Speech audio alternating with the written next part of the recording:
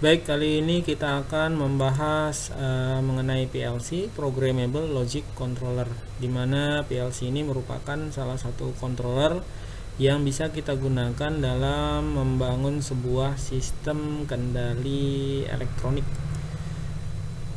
Nah, PLC itu sendiri berawal dari sistem kendali yang berbasis relay ya, perbaikan dari sistem kendali relay, maka muncul PLC sebagai penggantinya agar lebih efisien dalam penggunaan dan controllingnya. PLC sendiri ini bisa digunakan menggunakan program dan bisa kita program ulang sesuai dengan tujuan atau fungsi yang ingin kita gunakan dalam sebuah sistem kendali. PLC juga dapat mengolah proses-proses aritmatik dan logika. Bagian PLC kita bisa lihat dari diagram blok berikut. Kalian bisa lihat ya, ini inti dari sebuah PLC adalah ini CPU, ada CPU, kemudian ada memori, kemudian ada interface input dan outputnya. Sedangkan peralatan input, catu daya, peralatan penunjang, dan peralatan output itu merupakan bagian terpisah. Nah, ini merupakan sistem ya, sistem kendali dari sebuah PLC terdiri dari beberapa bagian yang bisa kalian lihat. Terus kemudian bagian pertama adalah CPU. Nah, CPU ini merupakan mikroprosesor yang fungsinya itu dia mengkoordinasi kerja dari sistem PLC-nya, dimana CPU ini dia yang mengeksekusi program, kemudian memproses sinyal input dan output, kemudian mengkomunikasikan dengan peralatan luar. Nah, ini ya, makanya tadi di sebuah diagram blok tadi yang digambarkan bahwa PLC memiliki interface ya, input dan output, nanti kita bahas.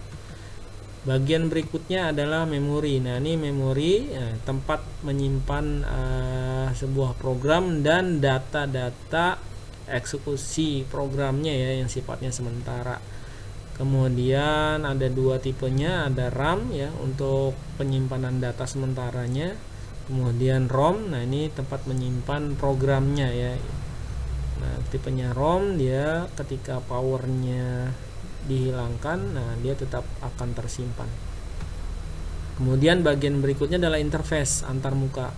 Nah, interface ini fungsinya adalah modul rangkaian yang digunakan untuk menyesuaikan sinyal pada peralatan luar agar dapat berkomunikasi dengan PLC-nya ya, sistem PLC-nya. Maka dibutuhkan sebuah interface ya, antarmuka ya. Nah, ini fungsinya sama seperti kita ketika kita ingin berkomunikasi dengan orang asing, misalkan orang luar negeri, berarti harus ada persamaannya menggunakan apa? Bahasa internasional, misalkan menggunakan bahasa Inggris. Nah, agar kita bisa berkomunikasi ya.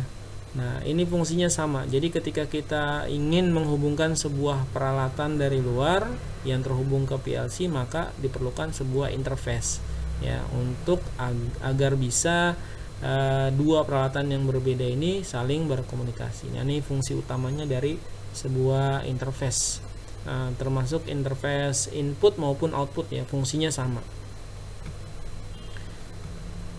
Untuk peralatan input ini fungsinya satu, dia adalah memberikan sinyal kepada PLC ya.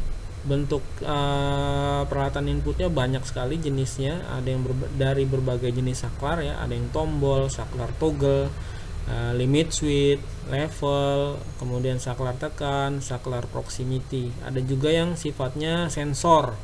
Nah, ini kita bisa gunakan sensor cahaya, sensor suhu, sensor panas juga bisa ya, level, sensor level dan lainnya. Kemudian juga ada rotary encoder. Nah, dan ini beberapa contoh saja peralatan input yang biasa digunakan pada sebuah sistem kendali PLC ya. Tombol ya, ada infrared, proximity ya, ada yang induktif ya, ada yang kapasitif juga, ada ultrasonik. Kemudian bagian berikutnya dari sebuah sistem PLC adalah peralatan output. Nah, peralatan output ini fungsinya adalah mengaktuasi ya sinyal yang diproses di CPU ya. Jadi dia yang merubah ya sinyal perintah dari CPU menjadi sebuah bentuk energi lain ya, bisa berupa cahaya, bisa berupa gerakan ya. Nah, ini merupakan fungsi dari peralatan output ya. Dia mengaktuasi sinyal yang diproses CPU. Contoh peralatan output yang bisa kita gunakan ada kontaktor, ada motor listrik, ada lampu ya, ada buzzer dan lainnya, banyak yang bisa kita gunakan. Nah, ini hanya beberapa contoh saja yang bisa kita gunakan pada output PLC.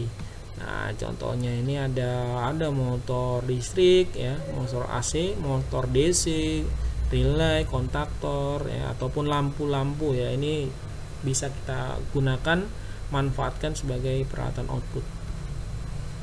Kemudian peralatan berikutnya ada peralatan penunjang. Nah, peralatan penunjang ini adalah peralatan yang digunakan ya, tapi tidak berkaitan dengan aktivitas pengendalian pada PLC-nya, tidak berkenaan langsung gitu ya. Nah, contohnya apa? Contohnya alat penunjangnya adalah jenis alat pemrograman seperti komputer, softwarenya ya, konsol program ya, kemudian ada programmable terminal mungkin ya, kemudian software pemrogramannya seperti ada SSS, Syswin atau CX Programmer ya, dan beberapa jenis memori luar seperti disket, flash disk ya, atau yang lainnya. Kemudian mungkin dibutuhkan juga sebuah printer ya. Untuk PLC, tipe PLC berdasarkan ukuran dan kemampuannya secara umum dibagi dua. Yang pertama adalah tipe compact. Nah, ini cirinya adalah power supply CPU modul input dan outputnya itu menjadi satu ya. Ya, makanya dia compact ya. Dia embedded system terdapat dalam satu bagian. Nah, ini umumnya biasanya ukurannya kecil, jumlah I/O-nya juga sedikit ya, tidak bisa diekspansi atau ditambah ya, tidak bisa ditambah modul-modul khusus. Nah, tipe yang kedua adalah tipe modular ya. Modular dia terpisah-pisah. Jadi antara CPU, peralatan input, output, nah itu dia terpisah seperti gambar diagram yang di awal telah dijelaskan ya.